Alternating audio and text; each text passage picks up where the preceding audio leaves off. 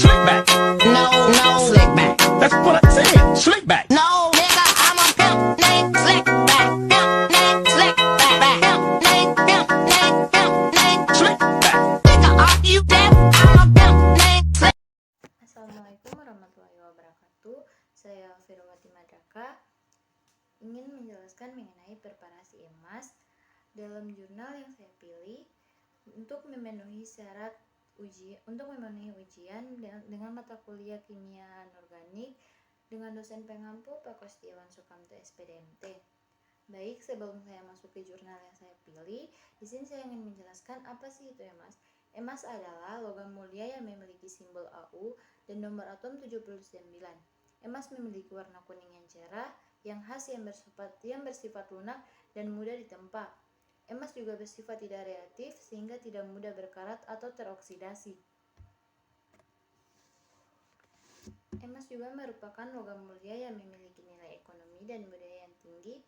Emas telah digunakan oleh manusia sejak zaman dahulu dan terus menjadi logam yang populer hingga saat ini.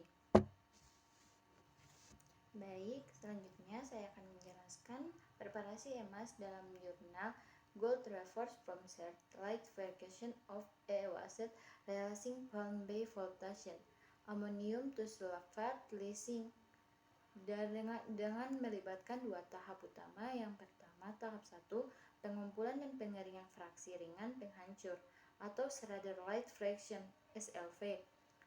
SLV yang pertama yaitu pengumpulan. SLV dikumpulkan dari pabrik daur ulang limbah elektronik atau e-waste. Yang selanjutnya biasanya mengandung berbagai bahan termasuk plastik, karet, logam, dan debu. Yang kedua yaitu pengeringan. SLV dikeringkan untuk menghilangkan kelembapan yang dapat mengganggu proses selanjutnya. Pengeringan dapat dilakukan dengan menggunakan oven, pengering, vakum, atau metode lain. Tahap kedua yakni pemisahan ukuran dengan pengeringan SLV. Yang pertama yaitu pemisahan ukuran. SLV dipisahkan menjadi berbagai ukuran partikel yang menggunakan saringan. Ukuran partikel yang cocok untuk flotasi biasanya berada kisaran 100 sampai 200 mikron. Yang kedua yakni penggilingan. SLV yang lebih besar digiling untuk mengurangi ukuran partikelnya.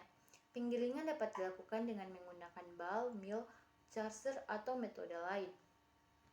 Yang ketiga yakni persiapan bahan baku emas. Persiapan bahan baku emas dimulai dari korsin, digunakan sebagai pengumpul dalam proses flotasi.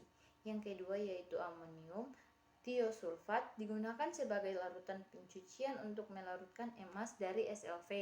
Yang ketiga yaitu pH adjuster, digunakan untuk mengontrol pH larutan pencucian. Yang tahap selanjutnya yakni kondisi operasi yang digunakan dalam proses persiapan bahan baku emas. Kondisi yang digunakan yaitu waktu flotasi, biasanya 10-15 menit. Yang kedua, kecepatan agitasi, biasanya 1000 sampai 1500 rpm. Yang ketiga yakni konsentrasi ke elektro, biasanya 0,1 sampai 0,5% bb per B.